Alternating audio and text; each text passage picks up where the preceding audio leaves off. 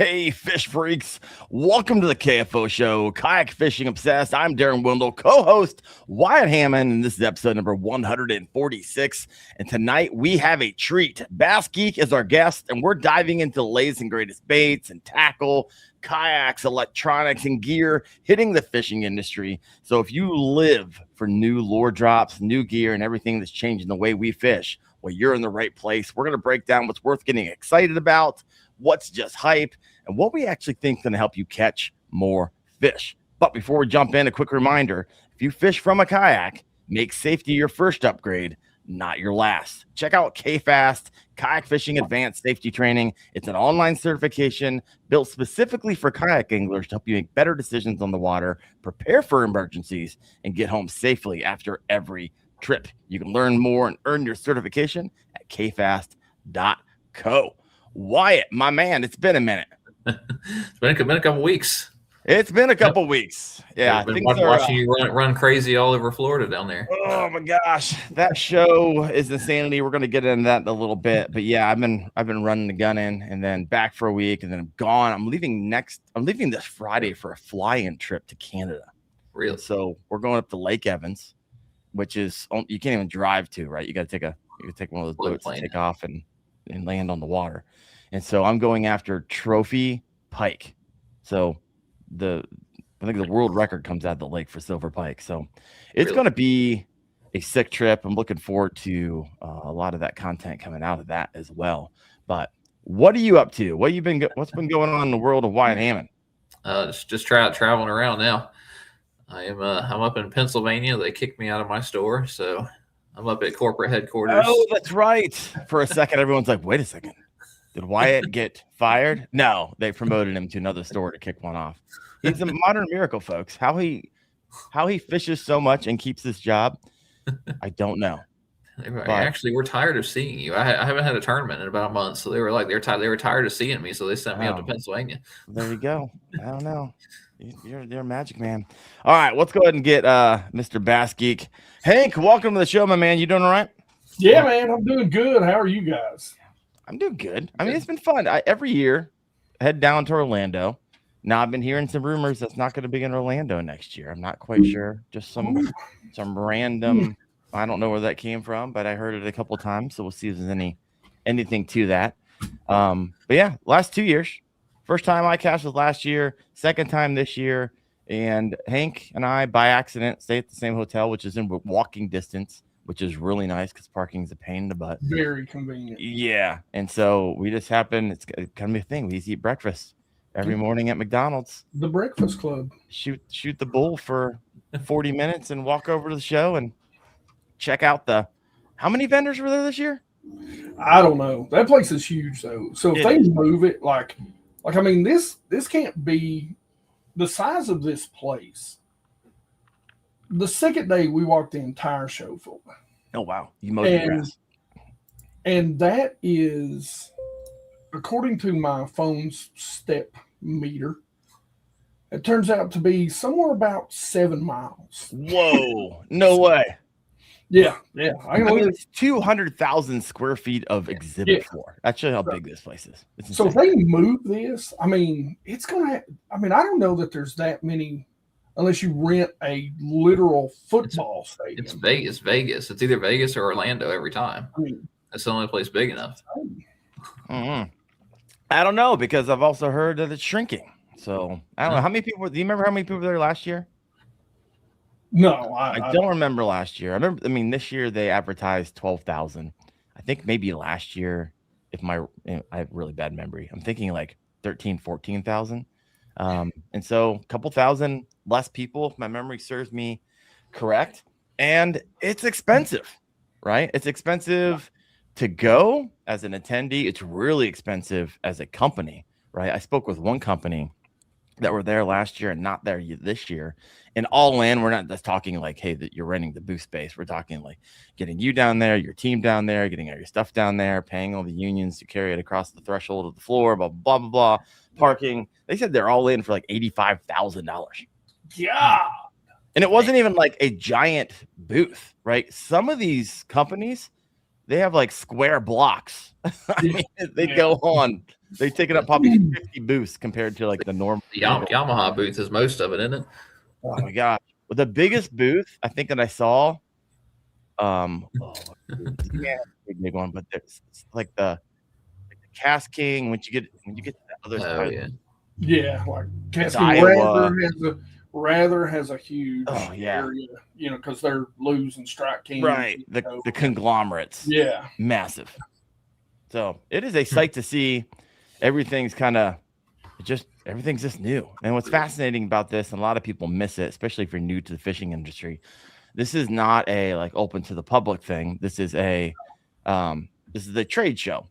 And because of it's a trade show, and this kind of hurts them, I think, because they bring a lot of media in to create the hype for upcoming lures and gear and everything that people get excited about, only to find out like a lot of this stuff isn't even ready yet.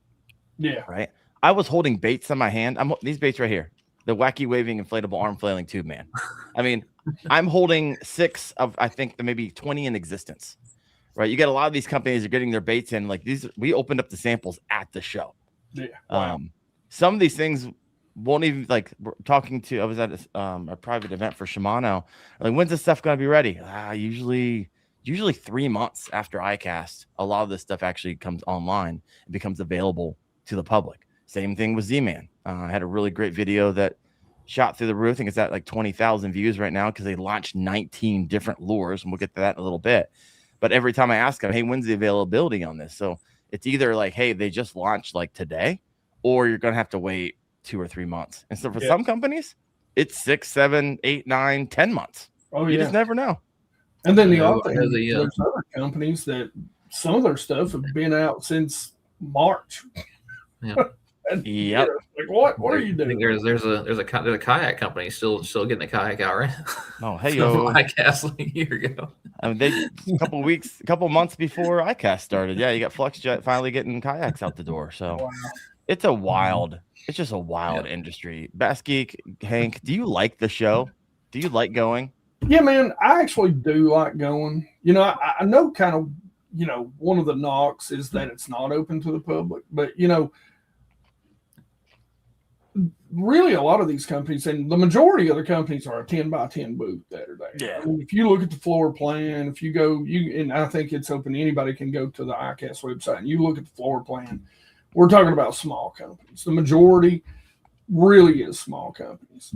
And so, I say it all the time. I think, especially the first, and this, Darren, it's hard to talk to people. It's hard to get to talk to people because people are in meetings all day, those first couple of days. Yeah. And they're in meetings with, those major distributors, Walmart, places like that. And I always tell people, maybe the last day you open it up to the public, but even then, I mean, how many people are really going to travel that far to, in the middle of July when most people are on their vacations anyway?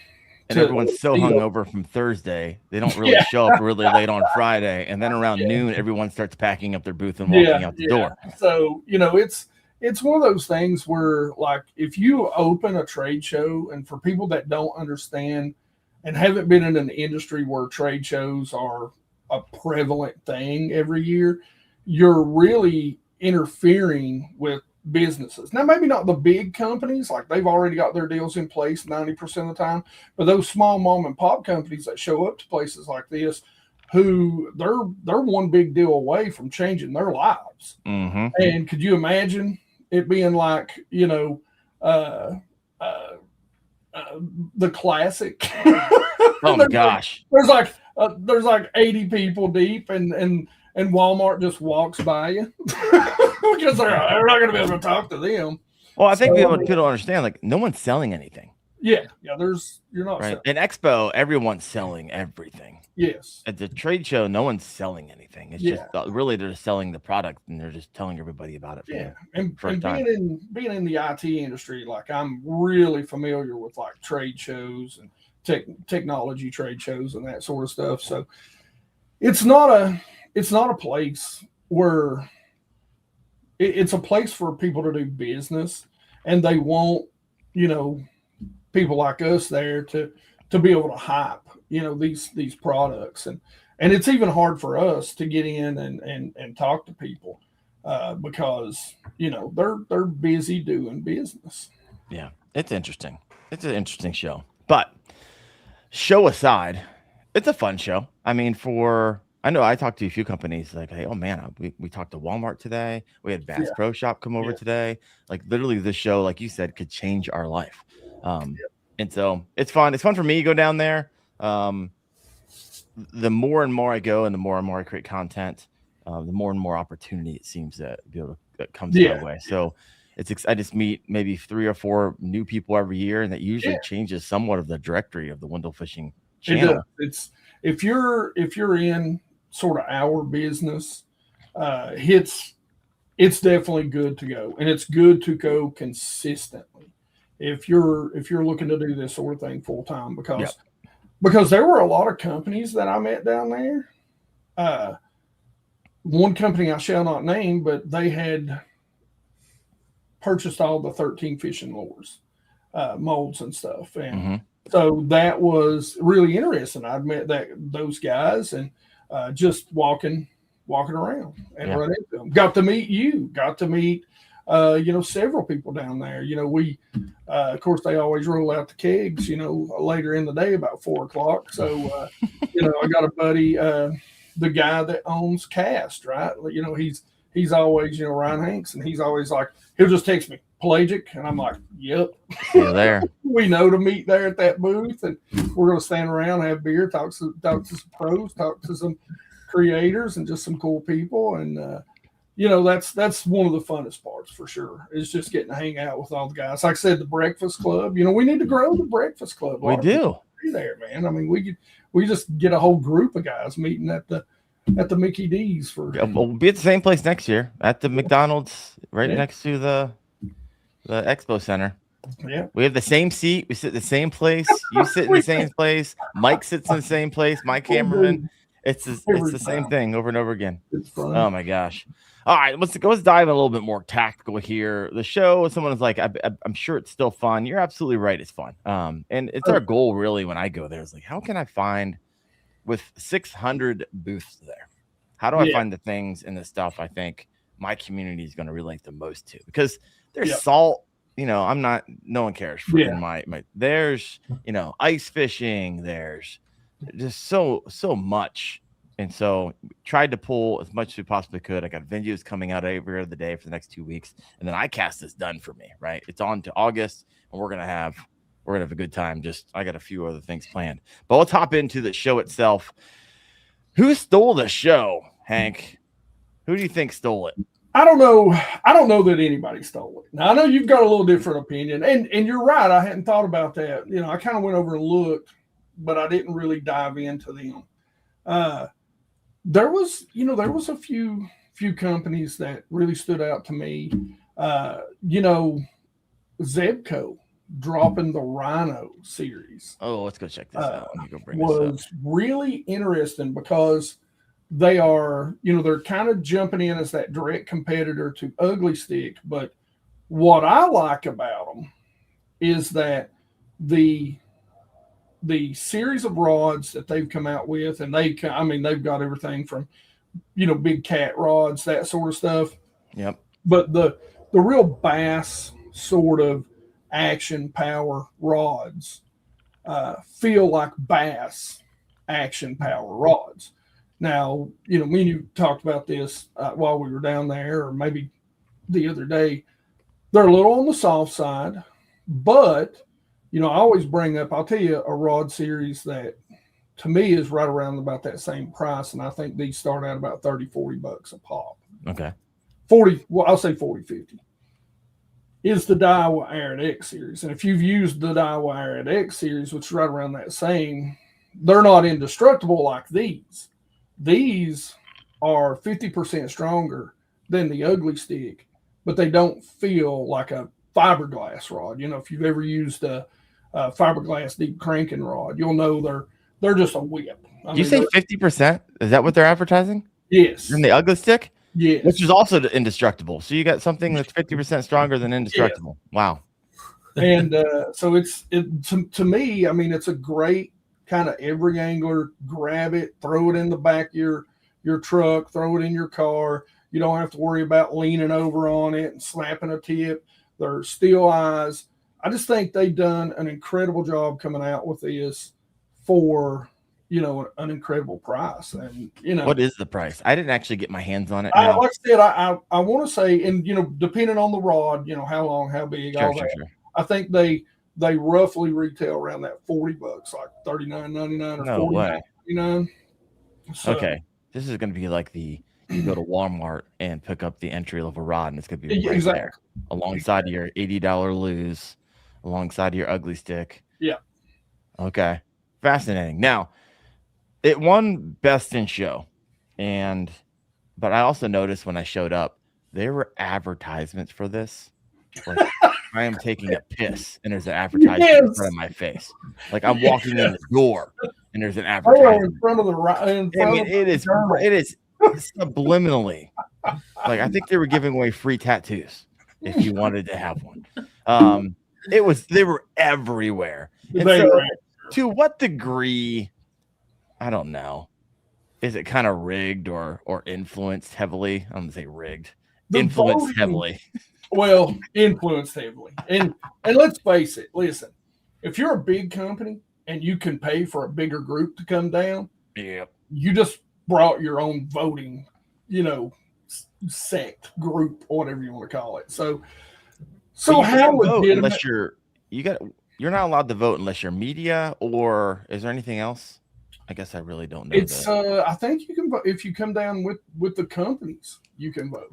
Really? So, I know there's some. If you happen to know specifically, I didn't actually vote, but I know it's limited. It's not open to everybody, so you can't like send 1 million people there to vote and bust them in type of things. Because these companies make a lot of money off of these awards, right? If they can say, like they're going to say, Best in Show for ICAST 2026, that is going to sell some rods for you. Oh yeah, it's going to sell some combos, no doubt. That's why all these companies want to grab them. But it's also interesting, like you can only put your product in the showcase if you're part of ICAST. Yeah. And so you're not going to see anything if you're not an exhibitor for ICAST. Also, just because you're an exhibitor for ICAST, you don't have to put your new product in the showcase. For example, the new kayak, the Masa 128 from Voya X, was in it, won it for the category. However, Bonafide, and they haven't done this in years, they don't enter their kayaks. So the Bonafide XTR 140P wasn't even entered into the conversation. Would it have won? I don't know. I'm not saying that it would or wouldn't, but I'm saying that's probably the closest competition that the Masa had. I honestly think the Masa would have won over the XTR because how unique and different it is. But it's just interesting how the voting works. I just got done editing a video today, walking through the new product showcase, and it was fascinating, right? There's tables and lines of everyone's trying to get that trophy. There's probably 50 trophies, and I'm seeing stickers, right? Stickers over here, and then lures over here, sunglasses over here. It's just it's fascinating. So I can see how it could be heavily influenced, especially on the media side, right? I'm on the media side. Yeah. However, I could also be on 16 pro staffs as well as a content creator. And so, I mean, those are almost like guaranteed votes. Yeah. I don't know. I'm just saying it's, I take I vote all the time, and I take mine very serious. I don't care if I'm working with somebody or not. I vote for the real stuff.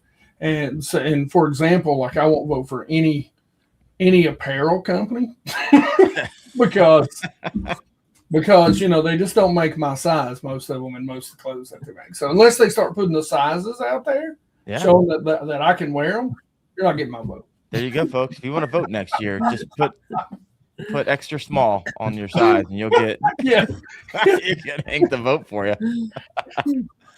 Oh, I love it. There's a lot of X's in my size.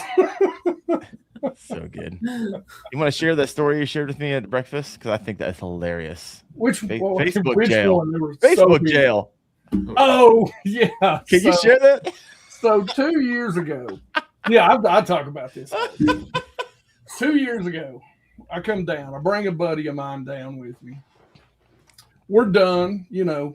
Friday. We've got all the interviews. We're setting we're sitting by the pool having a beer, and I just lean back. Both of us got full beards, and snap a shot, post it up there. Just kind of a ha ha. Chilling by the chilling by the. Hey, ICAST. Whew, it was rough this year, and so Facebook puts me in Facebook jail for 30 days for showing. I don't want to get you in trouble for saying this. Female anatomy. And all I'm going to say is I did appeal it because there was no female anatomy in front or behind us. It was just my rack. They decided was so hot that it shouldn't be shown. Put him in Facebook jail. And I appealed it. And they still denied it. So I'm in Facebook jail for my man boobs. Oh my gosh. Tell me you got something like printed out and framed. I don't think I have it. I wish I'm going to AI something for you. Yeah. I'm AIing something for you. Be prepared to get that via text shortly. Yeah, it was it was interesting. Oh, so good. To say the least. All right. So who do you think stole the show, Hank? Let's start with kind of the lore categories. What do you got here? Because that's like your bread and butter.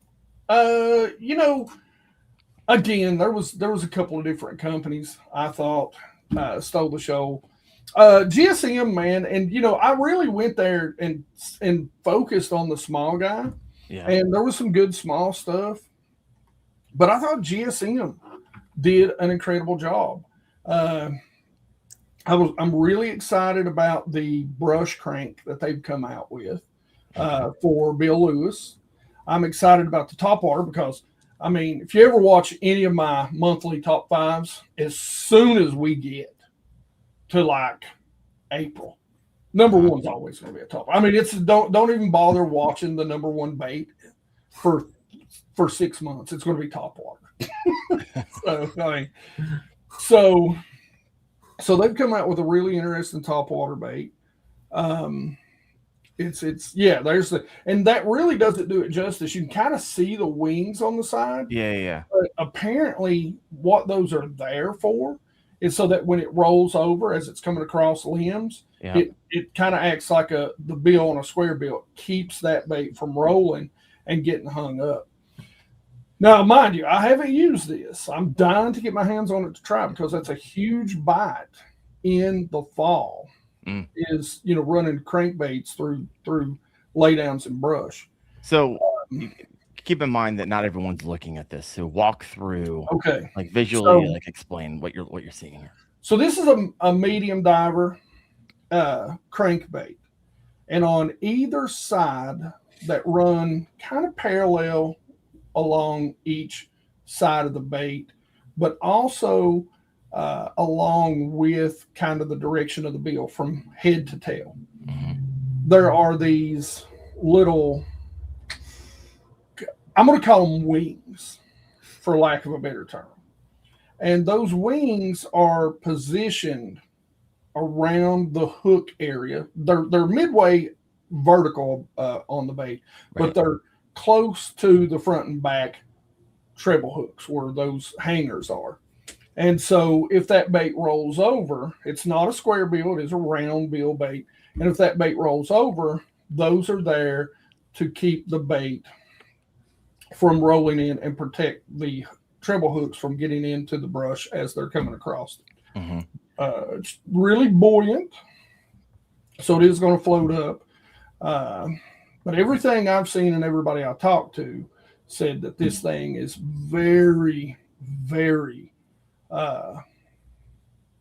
woodless. It's not snag proof, but and if anybody would know, and I have to give them this, if you haven't used their square bill, I'm telling you this right now, that is the most snagless, weedless square bill on the market. It is incredible. Now, ask me the name of it. I can't remember it, but I can grab it when I go. What was the top water you were talking about? I'll bring that one up. I can't remember the name, but it's also by Bill Lewis. It's kind of like it's got this weird sort of popping, spitting. So it's like a stick? popper. Yeah, I believe it is the spit stick. It's got this weird thing where it pushes water through and out the sides. So it's got this completely different. You can pop it, you can walk it. Yeah, see right there? So it literally sucks it in and spits water out the side. So it's going to give a completely different sound. I wish we could see the front of that too, but because it's a different front of a bait than I've ever seen anywhere. And I always rail about how big companies don't innovate, that most of the time it's the smaller companies that do the innovations. Yeah. But I have to give it to Bill Lewis. Now, listen, sometimes they will swing and miss hard. That one top water they had that looked like a boat up. Oh, I don't know. Some people swear by it, but there it is. The stutter step 4.0. Yeah, the stutter step. It's on clearance right now. 25% off. Surprise. But that's incredible. Now I'll tell you what, that zigzag right there. Boys, oh yeah, you're talking about this. Y'all messing up. Now that thing is. All right, so this is wild. Explain what people are looking at, how you actually fish this. You were sharing with me over our breakfast club. Yeah. So if you're old like me, you'll remember a bait called a front runner. A front runner was the ones I used. The original I heard was made of balsa, and they actually floated. The ones that got big would actually sink. Well, what the zigzag is, it's got two line ties, one in the front, one in the back. It's got a feathered treble on it. It's a very small little head. And what you do, and I've learned this the hard way, please use braid because I got a double, two 3-pounders, and I was using, I think it was 15 or 18 pound mono, and they just snapped it right off when they go two different directions. But you want about a foot and a half leader coming off the back side of it, and you're going to tie your walking bait to the back side. So it gets the name zigzag because they kind of walk across each other. That's and great. So it looks like a small bait fish in the front, which is the feathered treble. Yeah. And another fish chasing it. And so what ends up happening a lot of times is those bass will hit that zigzag head, and then as they take it down, if there's a group of bass around them, one of the followers will grab that bait as it's swinging around behind them, and you'll double on it. Pure madness. Especially in right now, Wyatt, you mentioned this a couple weeks ago. Like these big bass, they group up in this hot water. They do. It is wild. I was fishing at AEP, it was over 100 degrees, and when I didn't see a lot of fish, but when I did, my goodness, there's 3, 4, 5-pounders grouping up, and it was insane. And they would follow. You'd hit one, and it'd be like 4 or 5 other big ones. You can't take it off and cast fast enough to get of course, they're always bigger, the ones chasing it, than the ones got. 1,000%, every single time. Every time. Wyatt, have you ever fished a zigzag? Haven't fished that. I remember the Norman front runner and the Bill Lewis front runner and all that. So I never tied it on as much as I fished Murray and stuff like that with all the schooling fish. Never played around with it. Yeah. All right. So you like the spit stick? That was new. I hope I like it. Like I said, none of these I haven't put on the water yet. That makes sense. Except the zigzag. That one it's got its dedicated rod. Yeah. You can even buy them right now, right? So for those of you listening, it says the item you select is not available. It's an ICAST 2026 release. Yeah. So stay tuned. All right. What else we got? Now, the one thing, since it was, I'm going to stick with the GSM deal. Okay. And I think they may have just broke the koiki market or the urchin bait market. And this is one I didn't hear a lot of people talking about. And that was big bite baits.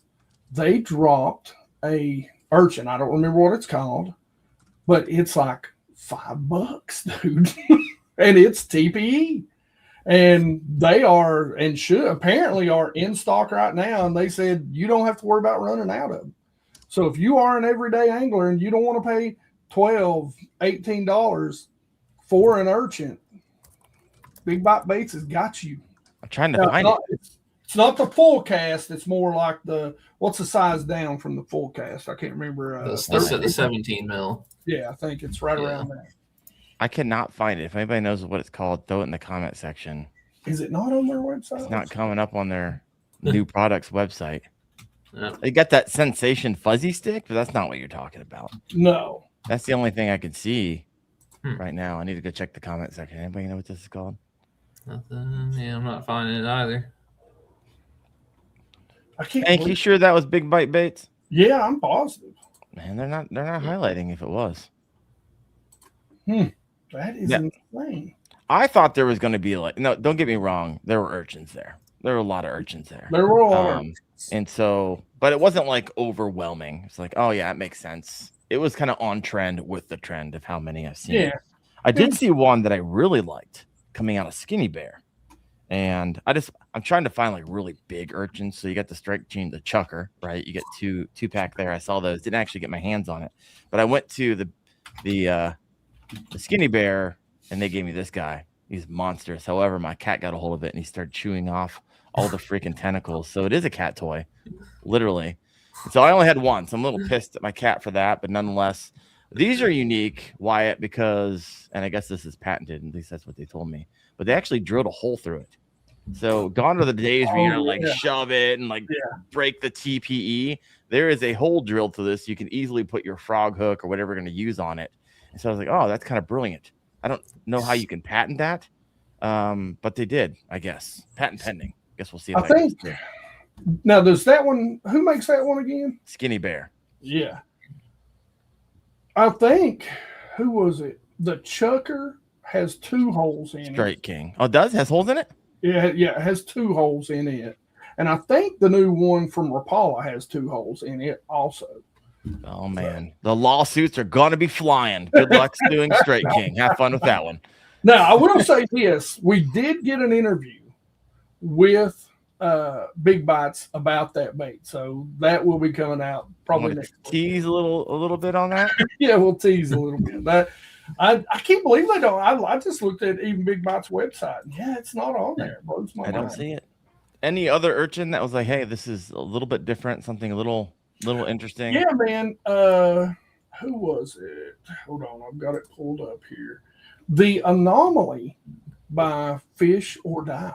Small company there. They actually had a couple things out there that I really was interested in. Is the Anomaly the one that was missing half its tentacles? Yeah, it's like the top and the bottom. It's kind of flat. Yeah. It's kind of got a hybrid between, like its tentacles are like forked legs, and then it's got like the jig or skirt material in it too. Uh-huh. Well, Tackle Warehouse won't let me into their website right now. Oh, goody. You're getting what is it, 504? I'm getting the service unavailable. What's that about? Yeah. There you go. Here, I'm just going to go straight to Fish or Die. Here we go. I found it. Forget Tackle Warehouse. Let's see if it'll pull up. Yeah, shout out Gabby. Let's see if it'll pull up the Big Bite Orbix. There you go. The Orbix. Oh, you found it. Yep. It's on Bassmaster and one of the Bassmaster ones. Some in the comment section. I will never fish an urchin. Please don't. Yeah, don't do it. He just don't lets do us it. get more fish. We appreciate you. I'm all about it. Here we go. I found the Anomaly. Fish or Die Bait Company. So if you're wondering what this looks like, can you see that? Did I share it yet? Yeah, there it is. Yeah, it's on there. Products from GS. Yeah. So what do you like about this one? Well, it's a little more frilly. It's got a lot more movement to it. Seems a lot softer. So this one's the raw. It doesn't have all the strands. Yeah. Then you have the standard, which has the strands. Yeah. There we go. I like it. What I 13 like millimeter core. Has 8 for those listening in. 8 bait fish style appendages, kind of radiating around the outside.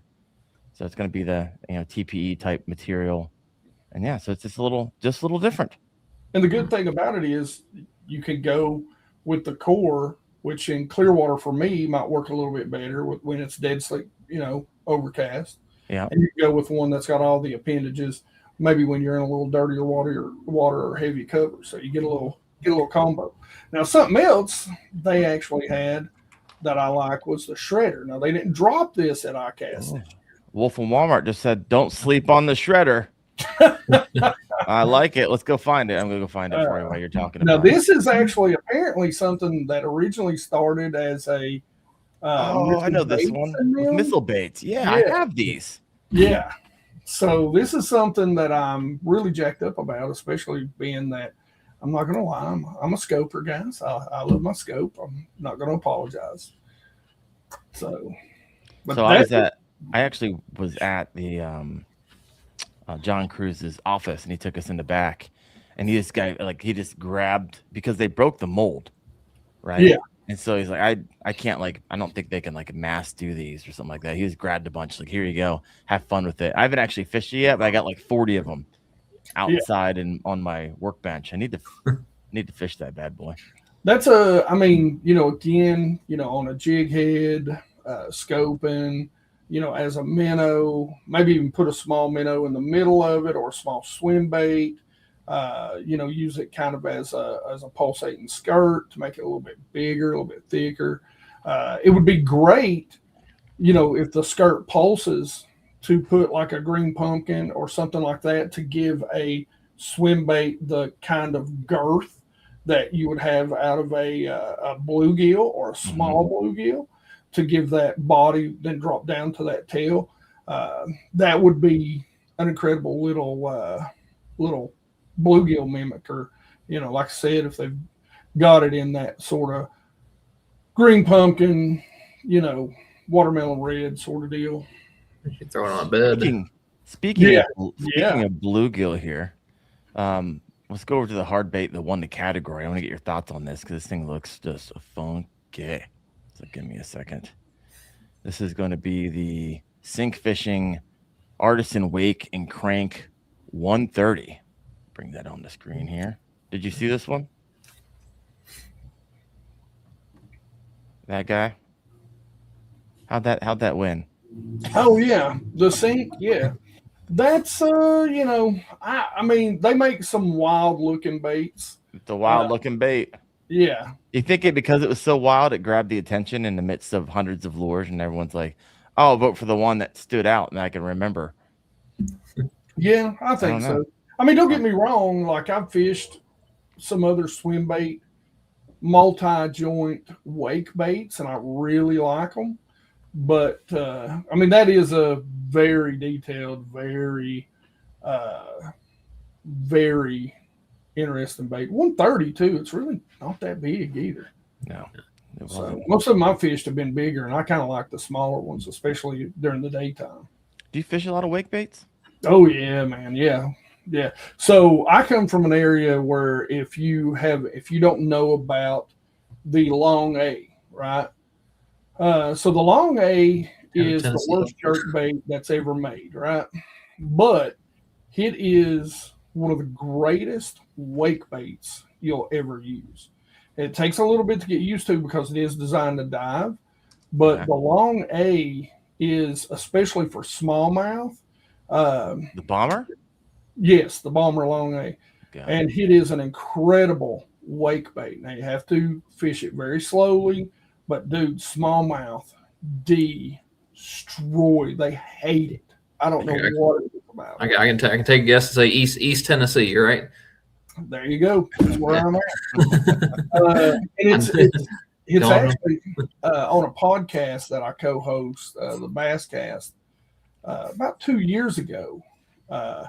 I don't remember what lake it was on, but the guy that won the Opens Championship was up, and he was fishing a long A, and won the Opens Championship on it. And I went, "How did you know about that?" And just so happens he was real good friends with Wesley Strader. I'm real good friends with Wes's brother. And he was, so as soon as he said it, I was like, "Oh, okay, you know Wes, you know him. Okay, I know how you found out about it then." So back in the day of melting the bills and stuff like that. Oh yeah, man. Yeah. So you got that one, and then there's a couple other companies. This is kind of a choose your own adventure, it really Hank, because we were sitting. You were actually telling me about this before I actually went to the booth at ICAST that morning at breakfast. I know you're going to talk about. I know, you 100%. And as you affectionately has renamed this lure, Technically, it's an AK punch flat or something like that. Which it is a legitimate lure, and it is friggin' great. Like on the West Coast, and there's some East Coast guys that are not even talking about it right now. Like they don't want to talk about it. The action on this lure is different, but this lure is a little different too. It's a lot of different. Let me find one. You can pull up that thumbnail. Oh, yeah, I was going to do that. I'm going to pull up your thumbnail. You can start talk a little bit about the company if you can. I'm going to bring. So actually, Mike just found this out earlier today. I didn't know this. It's actually on their banner. Oh, really? Yeah. So this company, the gentleman that started this company, and this is a Japanese company, was actually the guy who kind of began the whole Nico rig craze. Oh, wow. And so and say their name again, my hillbilly gets in the way sometimes. Issei. There we go. I had to ask him 4 or 5 times. Yeah. Right here, the secret flipping bait you're not using. Hank has affectionately renamed this the teabagger. The teabagger. So Hank, now this is, a lot of people are visually watching this. Can you explain this for the person who is listening in? Oh, I don't know that I legally can. No, be just as descriptive as you possibly can. So imagine seeing a squirrel sitting on his back, cleaning his nether regions. And he just so happens to be well endowed. There's a good-looking female squirrel nearby, and that's both length and the family, jewels. That's pretty much what this bait looks like. I'm disappointed, to be honest with you. I'm looking at your thumbnail. By the way, fantastic work. 2, you were like, either this is going to get $1 million, or I'm going to get demonetized. Got neither. What in the world?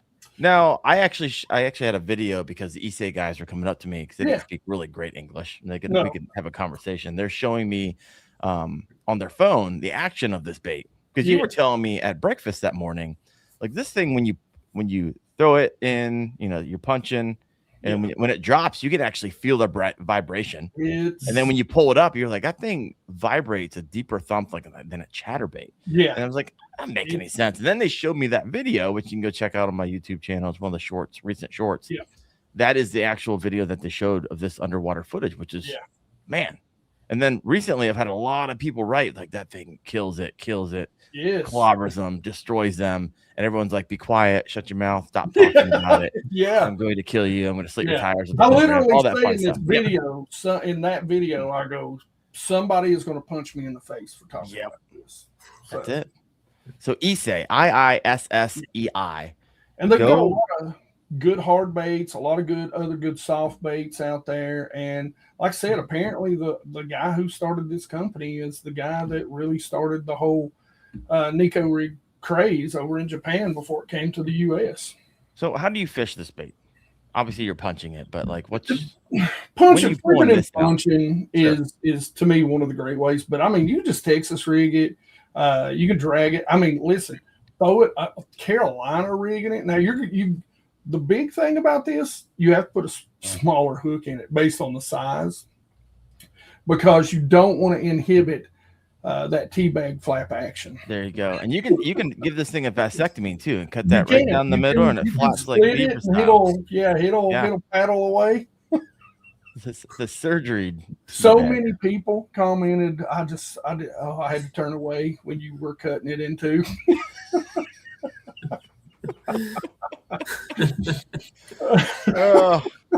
Sam says dragging it seems natural.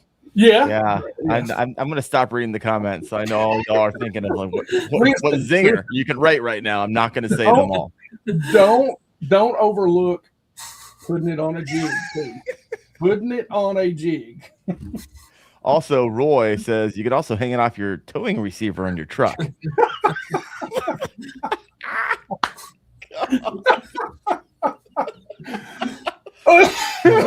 I'm trying not to say all the things where I have to like hit explicit and then I get demonetized. So I'm just trying to keep it. If you're not in the comment section right now, you need to be. You should be there right now over on YouTube. You can comment all the different places is being posted, but man, you got Justin Mayberry's ordering right now for the truck. They actually, this is a small one.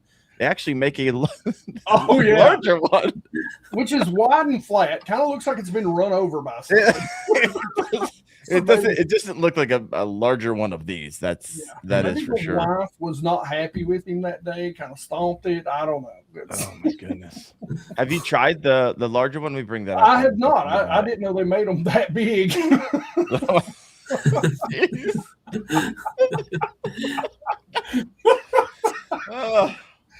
I'm not even going to comment. I had 7 things run through my head, and I filtered every single one of them.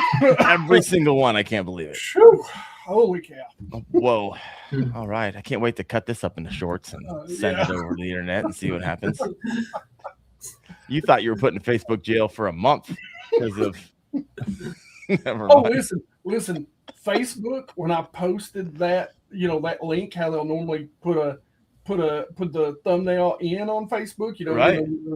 Wouldn't put it in. No. They denied it. I got around it though. I was able to get the picture in. Somehow that snuck by. AI and I are going to have some fun tonight. I'll be sending you something just commemorative. I might even get it framed. My wife's a woodworker. I might get this thing all framed up.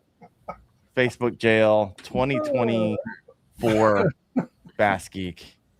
I can already see it. Anyways, we're off the rails here. All right. So they make this like, I forget what it's called. Almost looked like a Yamatanuki, but not like the bowling pin. Had like 8 little legs coming out the side. Yes. I was like, it's like the Kima Shimushi or something like that.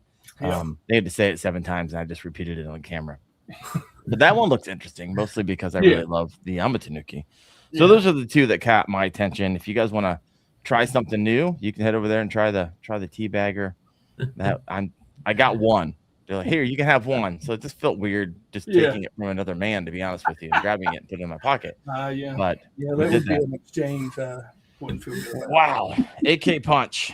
This is the lore you'll probably hear more about in the upcoming months. A lot of people who've already found out about it are keeping it quiet, and here we are pissing off the world talking about it.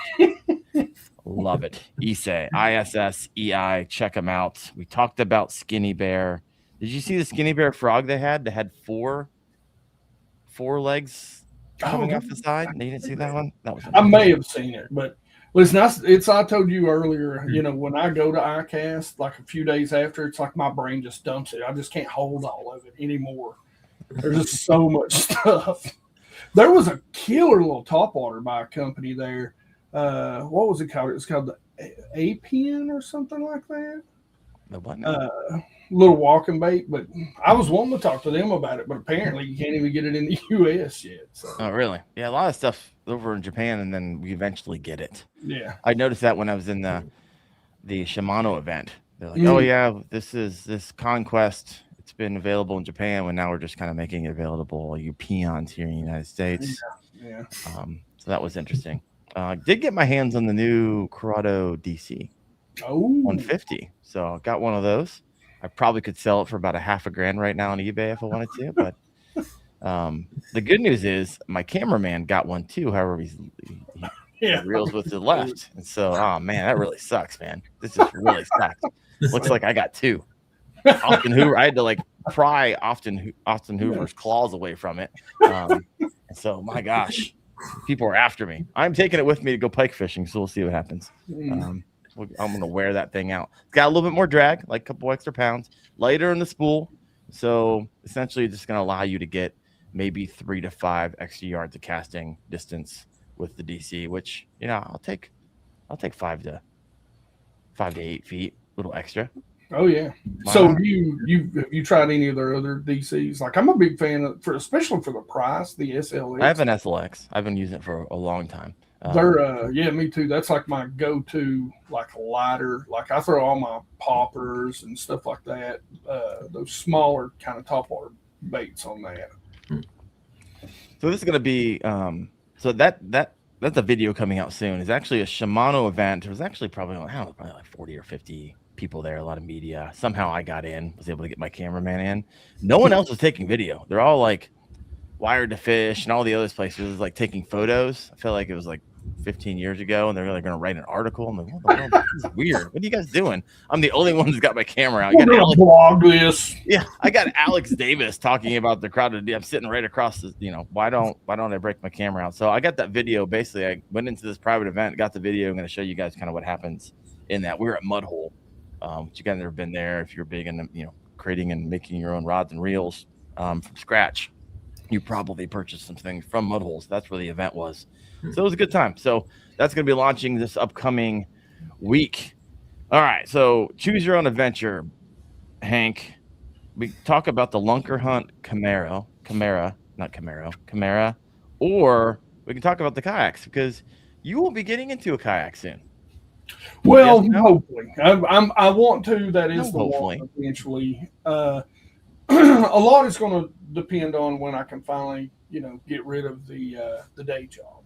So, because for me, like, look, I'm a boat guy. I'll always be a boat guy. I love my boat. That's what Debo said, and now he's in a kayak. So, well, you can upgrade to a kayak. It's okay. But there is some really good fishing on some of the rivers around, and so like I want something that I can go river fishing. And when I say rivers around here, they're wide and shallow. There's some really good smallmouth fishing, especially during the summer. And so it's something that I'm going to want to be able to. Unfortunately, I'm a fat boy, so it's going to have to be enough to keep me semi-stable. I don't want to bring a bunch of gear, maybe 4 rods and small box.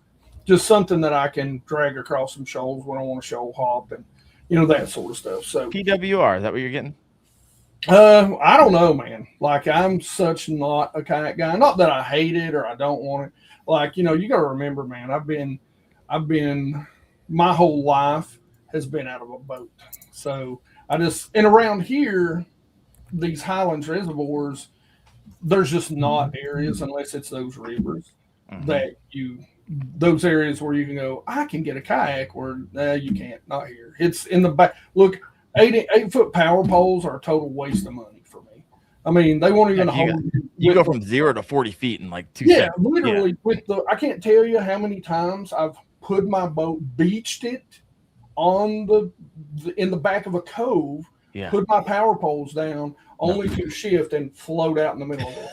I mean, we're talking about in the backs of the creeks, right? Yeah. So, I mean, it's that deep all the way back. So I love those reservoirs. A lot of times, like the rivers, I really do want to get to the point to where we can do that during the summer. I think that'll be a blast to get to go do, and some fishing that I'll enjoy. So, why do you fish a lot of reservoirs, deep reservoirs?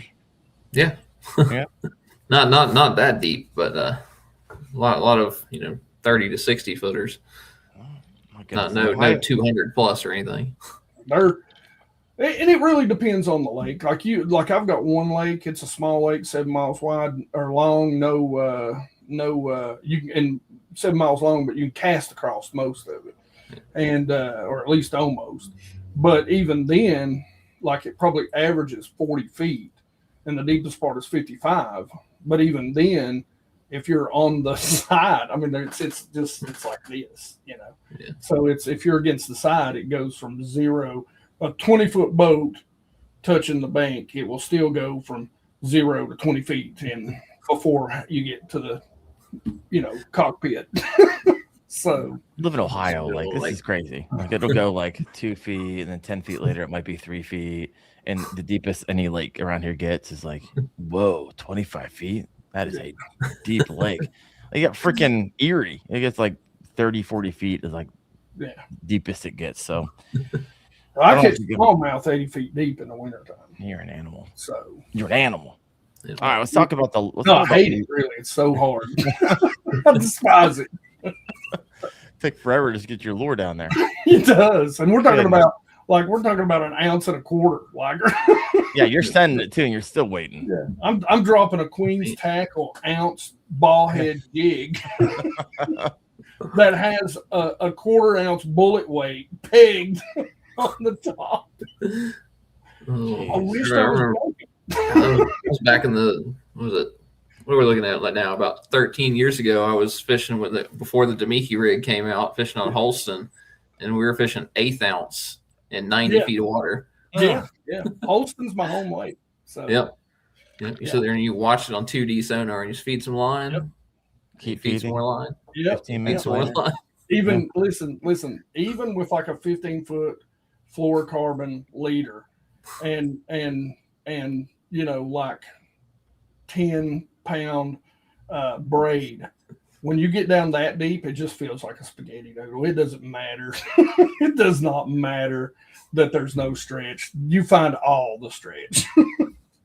I like him. So All right, let's talk about a couple more things. Let's talk about who I thought kind of took the show. 19 new lures, new SKUs coming out from Z-Man. And Z-Man's like, it's always one of the like frustrating companies. Like, oh, I want to work with you, but like their lures are so good, they don't need a me or really anybody else to sell it because it's that sells itself, right? They become the company that's so, I mean, outside of, you know, you have to store it specifically so they don't ruin your lures. I mean, if you do all that right, you got a lure that'll last you 10x. You'll catch 10x fish on these things just because of how awesome they are. And not only that, they just came out with, you know, also it used to be the TPEs. Oh, they all float. You got to basically weight them down with something else to get them on the bottom. They just came out with a sinking TPE. So I was talking to, I think, Ryan Harder, which is their head of marketing. I think I got that name right. If you haven't seen that video, I walk you through every single one of the 19. I don't. I basically ask the question. He rips for like 20 minutes. He knows the stuff. And they're like, oh, we tried putting salt in it, but after all the salt goes away, it's, you know, it's not a really great bait. And so they actually came up with a new type of TPE where it sinks. I was like, oh, all right. So now you have the best baits in the business, and now you can get some of them. And I think they got some of their worms that now sink. So I look forward to getting my hands on that. They have the HD Evo. And so just some beefed up hardware. They say 40% stronger than their original Evo. They have a chatterbait that looks like an inline spinner, which is interesting. It's like, all right, here we go. And then a few other things I can't at the top of my mind. Thank you, Steven. The Z-Man video you did was awesome. I didn't do a whole lot outside of I've learned how to find the right person when you walk into a booth, because I've literally done videos with someone, and if you get the wrong person, I have to come back later and find the right person. And you suck so bad. It's like I'm not sure who said it was okay for you to speak in a booth at the biggest trade show in the United States on fishing, but you're not it. Z-Man Octanes looks sick coming in from Low Life Angler. So yeah, go check out that video. That was good. Any thoughts on the Z-Man lures or Z-Man company? Wyatt, BassGeek? I got to mess around with that Senko a couple weeks ago. Why'd you get your hands on it, you scurvy dog? What? Were they out? I have my ways. I have my ways. Yeah. Well, the package might not have any logos on it, but the pack might not made it to the shelf at the place where I work. However, oh my gosh. No, I thought they were going to be a little bit more Senko like, but they look like they're going to be a really good Texas rig, shaky head, all that. Yeah. So. If you're a Texas rig and shaky head, you might as well just use the Elastec ones, right? Yeah. The whole idea was for it to kind of think like a Senko. Yeah. I don't know. We'll see. We'll see what happens. When it's 110 degrees out in North Carolina, you rig up a Senko and you might get one cast before it melts off of there. Yeah, and no doubt. But no, I think that's a pretty innovative. And like I said, me and you were talking about it earlier. Probably one of the most innovative things at the show. And they've got 2 or 3 different baits. They've got don't they have a soft jerk bait style bait coming out with that too? That's the one I'm probably the most interested in, because for me, soft jerk bait, unless it's spring or fall, and even most time in the fall, like if you're not sinking, you're not helping me. I mean, 90% of the time I'm throwing a belly weighted, 1/4 ounce, 1/8 ounce belly weight on a soft jerk bait. So, So why did you see the switching gears a little bit? The Masa 128 kind of made a debut at the Bassmaster Classic. I was able to get in that there with a few people, so I've been in it, so I didn't take time to get in it again. We gave some feedback when we're there at the Bassmaster Classic, and it sounded like they actually listened to it. There's some wine coming from the motor, and so I guess they fixed that. I can't confirm it, wasn't in it, but they said they did. And then the seat wasn't wildly comfortable, so I think they upgraded their seat. They changed some of the colors because in the sample, the thing looked like a giant tampon. You guys remember that? It was like white in the back and the front was just like red. Like, oh no, no, poor decision. And so they came out with the new colors, which is wise of them. Oh my gosh, so good. So what do you think of the Masa? Why? I like the 97 platform, like the looks of like a big one? flat river, big flat river boat. You know, I mean, I'm fishing the Susky next week, so all the river stuff is kind of in my mind right now. So, I mean, that looked pretty cool. I don't know how breakaway the motor is, but very interesting platform. Yeah, I wasn't expecting the 97. Yeah, because they were just getting off. You know, they're a brand new company. Usually, when you launch with one kayak. So to see a second one pop in, but what I appreciate about them is Voyax seems to be, they're not like real fast to come to market. They're getting the feedback. They're slow. Like this isn't their first rodeo and getting businesses up off the ground. Like if you do the research, like the people who own Voya X have owned other companies that you are well aware. I could say the name and all of you know what those companies are. And so this is when you feel it, it's a tough kayak. I think a lot of people are going to be very excited about it. I think a lot of people, based off what I can tell and what I've been in, if you purchase one, I have a feeling you're going to be pretty happy with it, right? Because that price point, I think they're sharing $4,000 at show for the big one, $3,000 at the show. So special prices if you get them early. But you got to understand, it's not just a kayak. That's a decent kayak. I like it. And you get the motor. You're going to get spot lock. It's also got a built-in fish finder. And so you don't have to have like, you know, you don't got to buy a Garmin Striker 4 for $150 and then you're going to wire it up and you got to find a mount for it. Then you got to buy another $80 battery. That's all there, especially for those of you who are just using the fish finder for like depth and temperature readings. Yeah. That's already built in. And it comes with a 15 amp hour, 48 volt battery. And so it's like, this is interesting for a $4,000 price point, and you already get all those things. So if that was on your bingo card and you wanted all those things in one, I think I saw today from an outfitter, they're saying we have never had so much demand and pre-orders for the Masa X than any other kayak out there. Wow. And so there's a lot of interest and a lot of people putting their money where their mouth is when it comes to this particular kayak. I think the rollout, they did a fantastic job. Didn't overhype it, right? And they kind of allowed that gradual hype mixed with a lot of people were getting in it. They took feedback well. They communicated with everybody that they took the feedback, and these are things that we changed before we brought to market. I haven't seen a company do that well in a very long time. And so Voya X, congratulations on that. I think you're going to have a future in this market. 100%. Now, the one thing I noticed and I thought was pretty cool was that they had the built-in graph. I was like, oh, that's smart. Yeah, that's my electronics geek coming out right there. I was like, oh, smart. It's there. So that was interesting. Let's talk a little bit about the Black Tusk Outdoor. So this is going to be the overarching company that oversees Lunker Hunt, and then a new kind of brand coming out called Worm Fishing. We'll talk about a few of the things. Their wild, wacky, inflatable arm filling tube man. We'll talk about that in a second. We'll talk about the stickety split. But let's talk about what I would affectionately call. Let me bring this up here. It's going to be the Chimera. Let me share my screen. Let's see if I got it. I'm going to call this the toilet brush. Yeah. This is the toilet brush. Yeah. I'm here for it, though, because I saw the thing moving through the water. I'm like, holy cow, this thing's going to catch them. I know it is. I know it. What do you think of this crazy thing?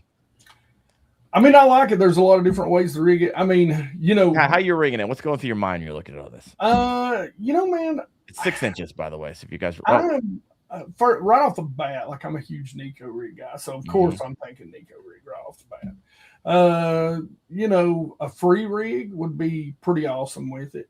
You know, especially like I can't remember in the footage I seen, does it float or is it a sinker? Mojo rig that thing. There you go. Let me read this. Oh, a Carolina rig too. Oh yeah. I don't think it floats.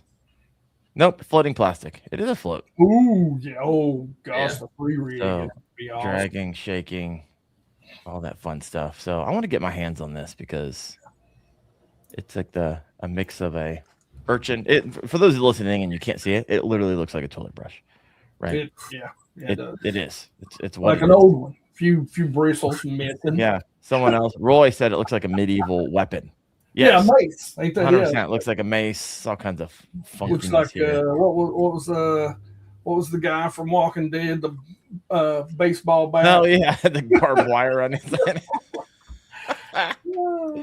Oh goodness. A little more pointy, maybe, but this one's not available now.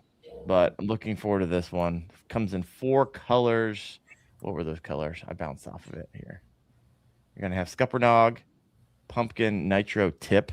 So it's going to have that on the non-brush side of this bait. Yeah, that's interesting. I know, right? And then, of course, you got GP, Classic, and then your black and blue. So I think they nailed the colors. If you're going to come out with 4 colors, those are colors I think I would come out with. So... well done there. They also came out under the Black Tusk Outdoors, which it's been a recent kind of conglomeration, right? Yeah. Lunker Hunt, Worm Fishing. They got a couple other ones as well. I'm not wildly familiar with.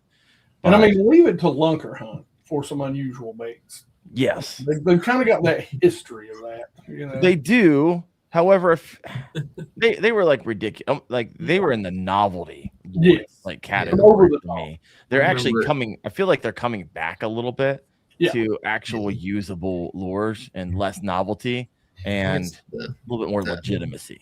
The owner like grabbing the reins back. I talked to the owner. What was it? 2018. I remember talking to him that's whenever. I think that's they had like the turtle, didn't they?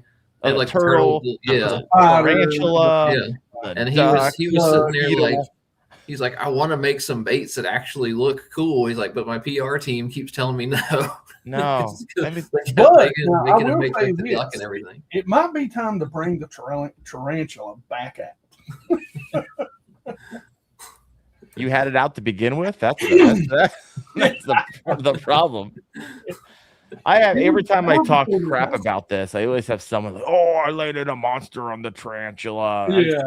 I'm sure if you throw it enough, you're going to catch a fish, but it's a low percentage. You know, there's always a pond full of starving dumb bass somewhere. You live in Ohio. All the dumb bass.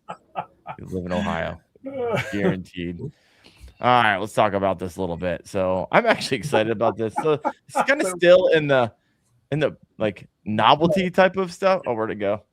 So it's the wild waving inflatable tube man. Did I ever tell you? So this guy right here. Yeah. Oh yeah. Yeah. This thing's gonna get smoked. You know, the bad part about this bait is it's actually a great idea, but because they put a smiley face on it, you can barely see it though. It will. People will be like, no, I am getting a video out before this is my one opportunity to actually get a video out before anybody else has this stupid video. Yeah. And so, because they're not even going to be available. I did a short on this, and I did the whole Family Guy wacky inflatable arm. Yeah. 750,000 views on that stupid short.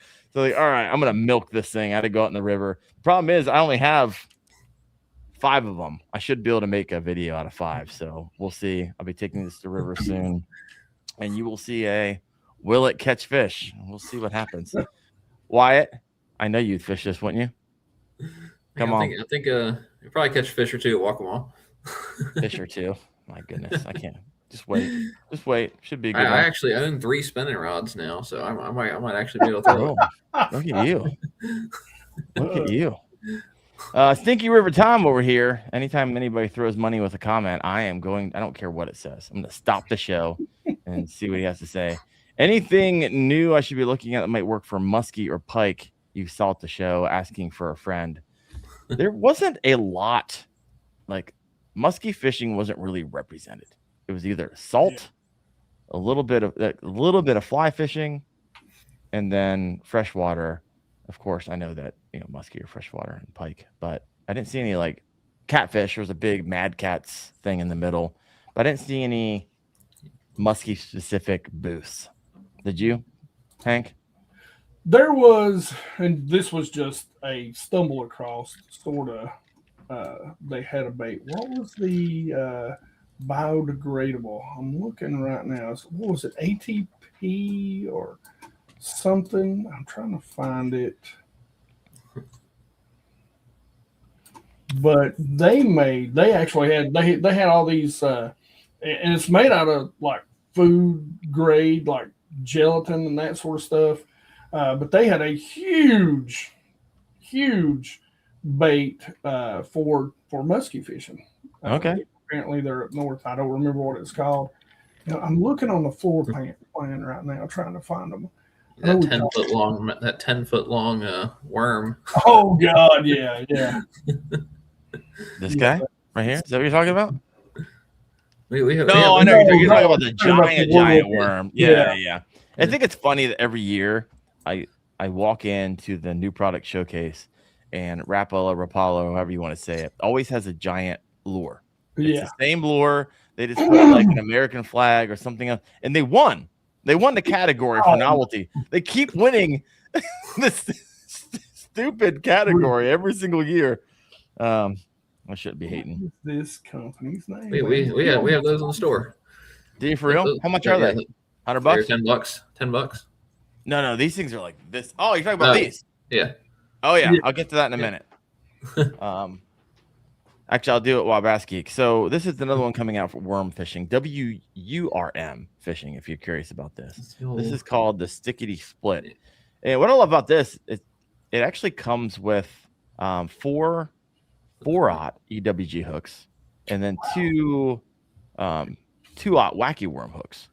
And then if you open it up, you're gonna get a 32-inch worm. 32. You see this? And so you can cut it down, right? You can get a Ned rig out of it. You can make a wacky. You can do 5, however long you want. I actually want to take this out.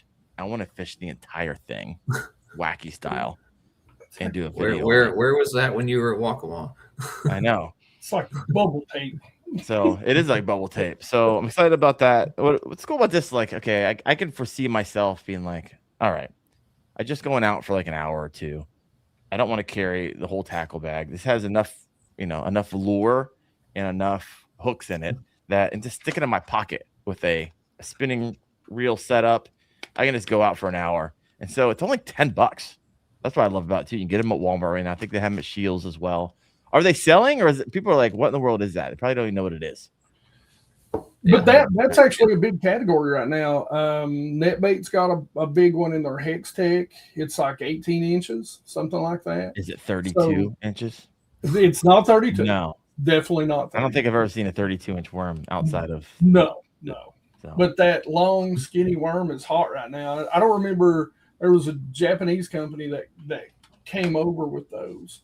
It might have been Raid. I can't remember who it was. But anyway. Like a Raid thing. Yeah. And so they came over with one, and it's just basically a real long finesse, style worm. And apparently they're killing it right now. We'll see. I know what's going to happen. I'm going to get a little tiny, like 9-incher, grab the end, rip it off, and there goes my 32-inch worm before I can get the video. That's what's going to happen. Bastards. See what happens. I got 2 of them, so we'll see if I can get a video of the full thing. Speaking of the big worm, there was a company called 8-Bit right beside of them. Oh, let me bring that up. 8-Bit like the number, or 8-Bit like spelled out? 8-Bit like the number 8 BIT. They did these, if you guys like to make your own baits, they did this, I think it's called hollow, but anyway, it's like a hollow shift.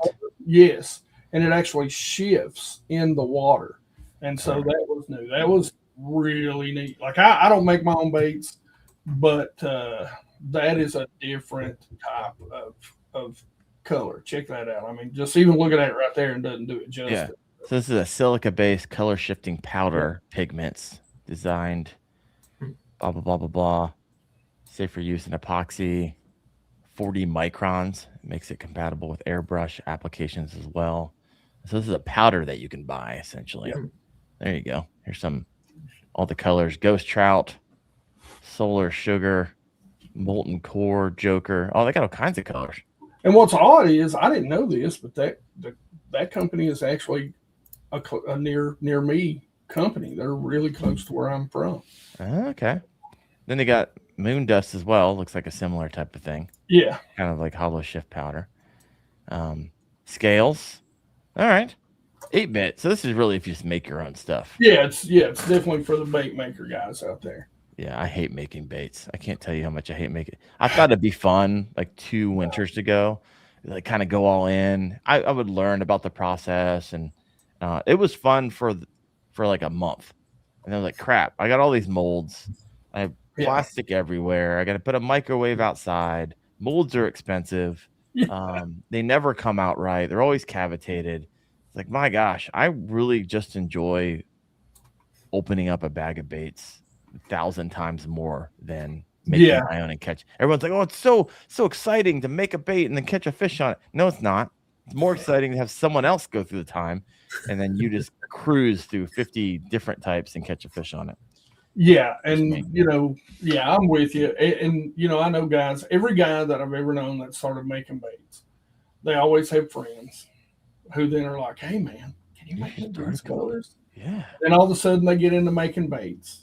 And then they never fish again. Every single buddy of mine, every one of them, started a fishing lure company, has told me the same thing. Don't do it. Don't get into it. You never get to fish again.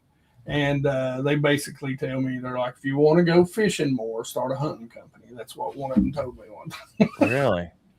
I don't know. I hear people, I've actually heard this a couple of times, like other creators, I think I'm going to start a bait company. I was like, go ahead, bro. There's less competition for eyeballs because you are not going to be creating content if you start a company here soon. And I haven't heard from them ever since.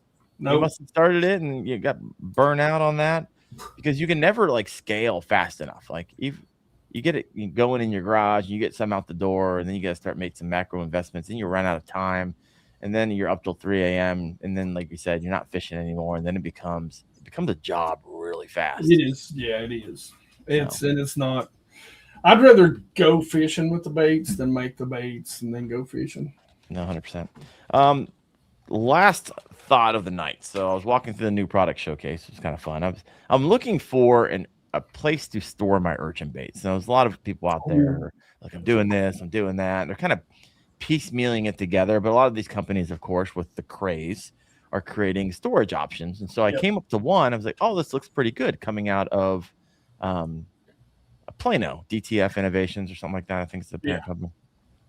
And I was like, oh, this is sweet. You basically push it through and it sticks in a hole. And I saw the price. I was like, this thing's $82. Yeah. You've got to be kidding me. And I was like, right next to it was like Busby. I was like, well, this is 82. This is going to be 182.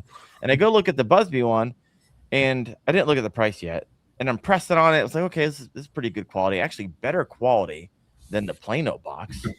And I looked at the price, and I was pleasantly surprised. The Busby box was only $40. It was half the price of the Plano box. When has anybody ever said that in the history of mankind? Right? Yeah. I was actually wildly impressed with a lot of stuff coming out of Busby. Last year, I saw some things that were like $450 for tackle boxes. Like, you guys are not even like in my hemisphere. Yeah. Like a couple of weeks ago, remember Wyatt when we were talking about Norries? And I had someone comment later, how do you not know what Norries is? You got a podcast. I was like, I don't know what Norries is because it's $700 a rod, and it's not even in my like orbit or in 99.99% of the people listening to why look, as a bass angler, why do you need a rod that costs that much? I don't know. I'd rather break 17 before I bought one. I mean, look, I get it. If you've got 4 rods and you're fishing with those constantly, I'm sure they're going to hold up forever. And if they're bottom bouncing baits, they're probably going to have the best feel in the world. But I just don't fish with one rod that much.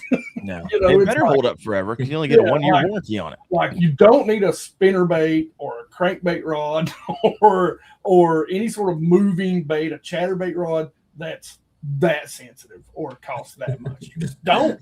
You don't. That is straight like buying a Ferrari and living in a trailer park down by the river, right? Like, I mean, it is just you saying, it's about the size of that tea bagger. You know what I'm saying? Big flex. Big flex. I don't even know what we're talking about. Oh, yeah. So Busby. So I was like, okay, Busby, you're going to impress me. I might actually own one of your boxes because right now you're the best one that I've seen. Evolution had one that was soft-sided. It was around $50. I was like, okay. I like really Evolution stuff. I like Evolution, I think, for the like money. If you're looking for the best value for the cost, I think you're going to land right there in the Evolution box. You're going to be really, really happy. Yes. Right? I'm a huge fan. Yeah. Okay. I'm not a hater. I actually like live fishing boxes. I work with them. Yeah. And those are like one of the boxes where if you don't ever want to buy another tackle box the rest of your life, like it's $40, but you're not going to have to buy another one. Yeah. Like pretty much ever. Those things are way over-engineered and overbuilt. But the Evolution, also fantastic value. But then I walk a little bit further down the aisles and I see another Busby product. It's like, oh, this is like a rigging station. Yeah. If you like to be organized or you're taking apart reels or they have like little magnetics and cups everywhere. I was like, oh, this thing's going to be like $100, guarantee. It's like $40. What? Wow. Busby's bringing down their prices to like the everyday angler. Yep. And I'm here for it. I was almost like, just by default, I don't like Busby because I think they're overpriced and they're not even my orbit. Right? I'm not in $450 range of hardly anything. My truck barely costs $450. And so I was excited to see that coming out of Busby. What are your thoughts? Do you see any maybe I missed something? Did you see any tackle storage for the urchin bait that you liked? No, I think you covered it. I'm probably going to pick up the ones from Evolution. I like the soft cases. I've already kind of pivoted to all that for my soft plastics down that I carry in my boat. So that's absolutely going to be one. I was actually working, and when I found out that they were coming out with that, I was actually working on one of their deep double deeps with some Amazon suction cups and hot glue. And I was like, oh, forget it. Done goofing into that. Yeah. So that, like you said, Busby, and I love Busby. Busby, I'm real good friends with the owner, and he's a great guy. But yeah, I think that's one of the knocks on Busby, man. It's always been, gosh, they're innovative, but so pricey. It might be changing. If you've marked them off your list of not even looking anymore, you might want to take a second look. You might be surprised. What I loved about the Evolution box, that it was adjustable. Yes. So inside of the Evolution box, you could basically say if you had big urchins and small urchins and you didn't want them touching or whatever it is, you could actually move them versus a lot of the hard plastic cases you couldn't. It was you put it in one spot, and if it's big or small, it either fit or it didn't. Now you do know there is a way if you get your urchins all out of whack, right, to fix them. What's that? How you do that? You basically, and a lot of people will say, oh, put some tape on them. Do not boil the water. Do not boil it. If you boil it and you dip it, it will, and it's TPE, they will melt completely off. Get it hot, dip it quickly a few times, and it will straighten them right back out. Flip it around, get your tongs, dip it a few more times, and it'll straighten the other side out perfectly. Well, there you go. What happens if your cat chews off the ends of the tentacles? Well, that side you put your hook on, because something else that a lot of people don't know is that most of the Japanese guys actually cut the tentacles on the side the hook comes out of for better hook hook ratio. For me, my cat's on to something. Come on. It's hard. It's hard for me to look at it and go, $20. Oh gosh. It's kind of like cutting the tea bagger in half. You Yeah. close your eyes and look away. Oh my gosh. Wyatt, I am curious from where you work. Like, what's like the number one seller in right now? Like, what are people like asking for? As far as those go, or just just in general? Like, what moves the most at your store? Like, what's your top 3 best sellers? I mean, it is those. Like, it's out of my store. It's those Yumdinger and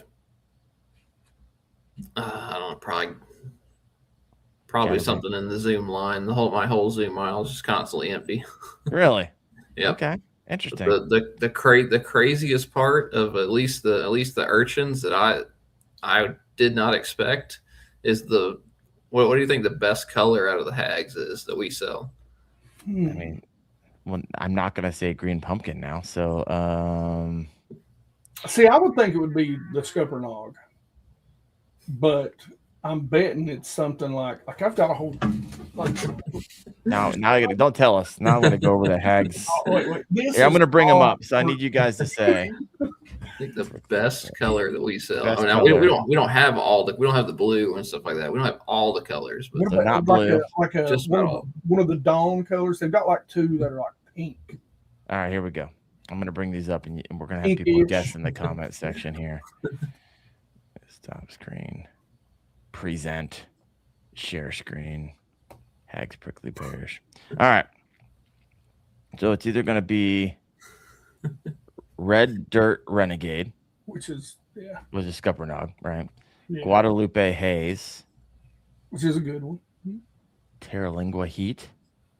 I don't have that one. That's just the Roja Sandia. It's a good color. Texas Starlight, which is that white, and the Palo Duro Purple. See, that's now I have to go purple because it's so weird. Yeah, I'm saying purple. What are you saying, Hank? I'm going with you. I think the purple. All right, why? What do we got? It's the white one. The white one.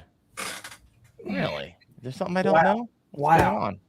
Wow. The wow. I was stocking them the other day, and people were taking them before I even put them on the shelf. Wow. Oh, wow. It's the craziest thing. That's that and the uni. The uni is the same way. The white one's immediately gone. So I don't understand the uni. So what I've noticed which is good news for everybody listening in who wants to get into urchins when they're once too expensive, the prices are coming down. Right. I'm seeing now they're still selling them at $20, but now they're coming in like 2-packs. You'll start to notice on some, like the Chucker comes in a 2-pack, it's $20, and a lot of the individual ones are coming down in price. So that's good news. But I still don't understand the uni. I think it's so small and it's still $20. Like they're holding strong on the $20 price point. I don't know if I'll ever get my hands on one because I'm never paying $20 for a little one like that. I don't know. What are your thoughts? Have you fished one yet, Hank? Oh yeah, the uni. Not the unis. No, it's that I don't. Yeah, I'm lost on that price point.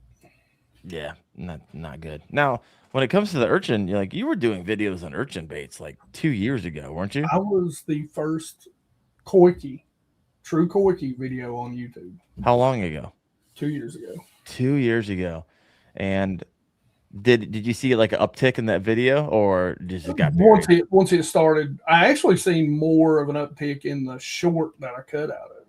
Oh, but really? Yeah, I seen a little bit of an uptick on it. So we were actually fishing them for smallmouth on South Holston, oddly enough, and just knocking the far out of them about 20 feet deep around the tips of laydowns. So 2 years ago, you were already on it. Have you used it since, or you just did a video on it and it's kind of moved over? I've used it hit and miss. Again, for me, early spring when they kind of move into those laydowns and brush piles to spawn. Yep. And late fall once they kind of move in, because there's a period where especially the largemouth will kind of pull in around that. Generally happens around that 65, 64 degrees up here, and they'll come off those suspended shad and all that stuff, and they'll pull in and they'll just kind of get in brush, and you can literally watch them as it gets colder just slide down until they get down to the the guts of the creeks and that sort of stuff.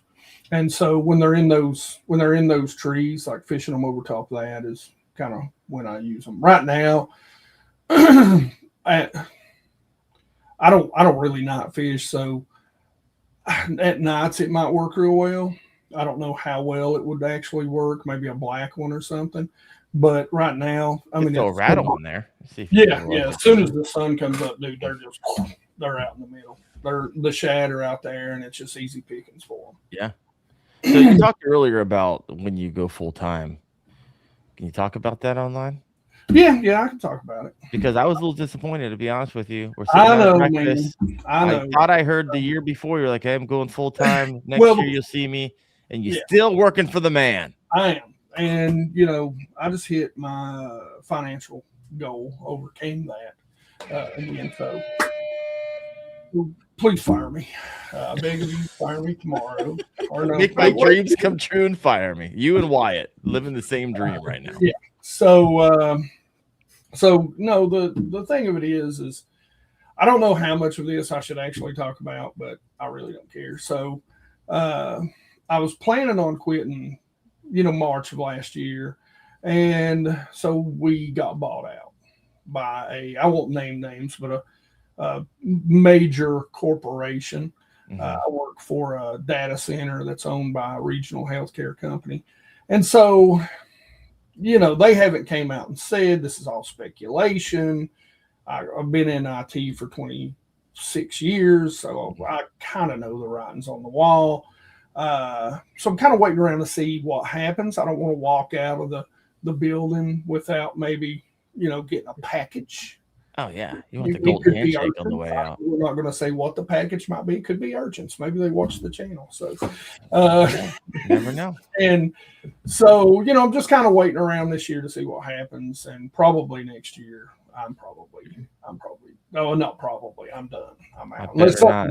Minus a catastrophic issue one way or another. I'm not waiting another year. I'm done. So I'm excited for you. I remember that time. It was like, okay, this is. Dude, I've been waiting for it for what feels like 5 years, and we're there. Things are good. It's going to be interesting because the industry is, it's in a tight spot. It's a tough spot, right? And so we'll kind of see how that goes. It's hard for anything. It's hard for a content creator to get paid right now because early on, a lot of these companies got burnt by over-promising, under-delivering from content creators. Now, the past couple of years, everyone's moved over to an affiliate. But there's a lot more value a content creator brings into the actual sale. Yeah. Or you might have sold something and then they might not have used your affiliate, or maybe a few more steps down the road after they watch your video and another one of your videos, somebody else's videos end up clicking on their affiliates. You don't get attributed to it. And there's endorsement issues, but a lot of companies simply just don't want to work. They'll give away product to your freaking blue in the face. Yeah. Like I slap product away like nearly every day. And if you don't mind me, I'm going to throw this out there. Because I'm a big believer. Like listen, I'm never going to be a dude that lives in an HOA because I'm the guy that's going to get fined all the time, right? But the premise of an HOA is that it preserves your investment in the property and the properties around you. Mm-hmm. And so one thing that I always try to stress to young creators or creators that are fresh is learn. And I don't think enough of us old creators talk about it enough. Talk about what you're worth and what your actual value is. And so what ends up happening is the community takes less money than they should, which devalues the entire market. And, knowing good and well that we outsell 90% of professional anglers.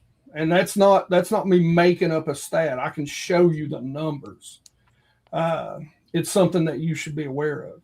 And affiliate links, let me tell you and I'm not a marketing guy, but I've been doing this long enough. I promise you, I have a degree in marketing now.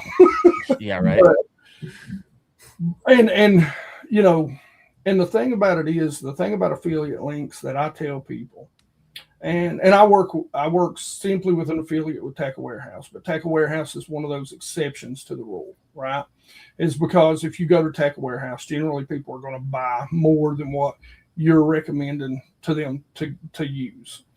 But if you go to an individual company's website, the problem is, and I ask business owners this all the time. I'm like, when was the last time that you seen something on YouTube and actually went and clicked on the link versus just Googling it or going to a website where you thought it was? Right. So the actual numbers, and you can Google this, when it comes to affiliate marketing, you'll get about a third of the people that watch your video that click on that link.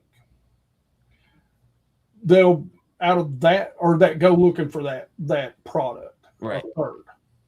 So a third of that third will click on the link.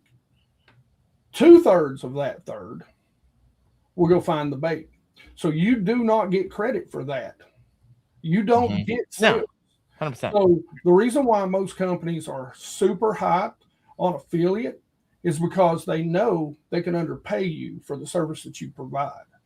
And then what you have to remember is you're not a salesman. I am not a salesman. I don't have anything to do with their website. I'm not standing in their business. I'm not, telling them. I'm not there to finish that sale. That's on them. So most bait companies, if you ask them what their conversion rate is for their website. So conversion rate is clicks to sales. Now, you know what the actual average conversion rate is? What is a good conversion rate in internet sales? It's like 2-3%, isn't it? That's right, 2 to 3%. So I know my personal conversion rate. There you go. It's 14%. So, exactly. So, which is your personal conversion rate. Now, think about that. That's the numbers you can follow. Your actual conversion rate is actually 2/3 higher than that. So that's crazy because I moved $250,000 last year. I use Amazon affiliates. Exactly. And so that is not even, that's just a glimpse of who actually went through, which I appreciate. Thank you guys so much for that. It helps me make a living. But what you're saying, Hank, because that's not even like that's just a portion of what you're actually doing. But companies don't care. It's just the most finite thing that I can see. Exactly. And I get companies reach out to, you want an affiliate? I was like, I literally tell them now, I need an affiliate. Like I need a hole in the head. Exactly. I want nothing to do with another affiliate. I will go out of business if I focus on that. Yeah. There's only a few affiliates that are really, as a creator, that are really worth doing, in my opinion, especially in the bass fishing world. And one of them is Tackle Warehouse. Well, good luck getting them there. I know. Me and you talked about this. I'll talk about it again because I need someone to pay attention. The other is Amazon. I use associates. Yeah. And it's the easiest but lowest margin. Yeah. And the other is any big ticket product. Big ticket where you're gonna sell, batteries, where you're gonna sell, large accessories, graphs, boat steps, that sort of stuff. Because you're only going to get a percentage, but that percentage is going to be automatically higher when your viewers buy something. Mm-hmm. So for all you people out there that think we just make all kinds of money, we make all kinds of money because we hustle and bleed and sweat. And you make all kinds of money? I don't make all kinds of money. I don't make all kinds of money. No. I make a living Yes. That's what I make. It's not As the old wild and saying goes, crazy. if you want to be a millionaire in the bass fishing world, Start off a billionaire. Or start out as a millionaire. That's right. I need a tackle warehouse hookup. That's all I know. Dude, I keep haggling them. I will pass your name along because I have failed you on that. I did not ever pass your name along, and I apologize. No, it's fine. Like I had Debo pass my name along, and I did a follow up for whatever reason. You'd think it would make sense that a company would be like, oh yeah, affiliate. It's found money at that point for someone here. But no, they said no. I don't understand that at all. At all. We'll see. I'll anyway. I hate to get into the business because I know most viewers hate to hear about the business. No, it's all good. If they made it this long, they're diehards. Appreciate every single one of you. All right, I can't believe we're at an hour 42. So let's go and close this shop up. Wyatt, what do you got going on the next couple weeks? Susquehanna. So yeah, I'm up in Pennsylvania right now. Thinking about may run over to Ohio, land and fish. I got talks of that on the table. I'm in Greensburg, PA, so right outside Pittsburgh. You're 2 hours from me right now, bro. Yeah. But I'm leaving on Friday for a week. So where are we going fishing on Saturday? Saturday, I will be driving 17 hours into Canada. Woo. Yeah, I'm not looking forward to that. Yep, you're going to Susky sometime between Saturday and Tuesday. Sometime I'll be heading over there to break every single thing on the kayak that I have. Fantastic, love it. Hank, what do you got coming down the pipeline? Man, I don't even know. I'm still in such a whirlwind after ICAST. We got videos coming out, I'm sure. We've got the whole ICAST video coming out. It should be out next week. Right now, my boat, I think we've got videos for the rest of this week and next week, a couple of fishing videos, and the ICAST video. And I'm just praying that I get my boat back tomorrow because I dropped it off the Friday before ICAST and for the 300-hour maintenance. And they forgot that they had it. So, so they were putting the plugs in it today. So hopefully I'm going to get to go pick it up tomorrow and we'll get to go fishing Thursday. Heck yeah. If you guys have not yet done so, head over to BassGeek, follow this guy, Salt of the Earth, one of my favorite creators. Also, if you've not followed Wham Fishing on Instagram, Facebook, and YouTube as well, go follow them. They will help make you a better angler. Folks, I am not going to have Wyatt and I are not going to be on next week because I am in Canada. However, the following week, I'm sure we'll get someone on. You guys have a fantastic next couple weeks. We'll see you in a little bit. And appreciate y'all. You have a good one.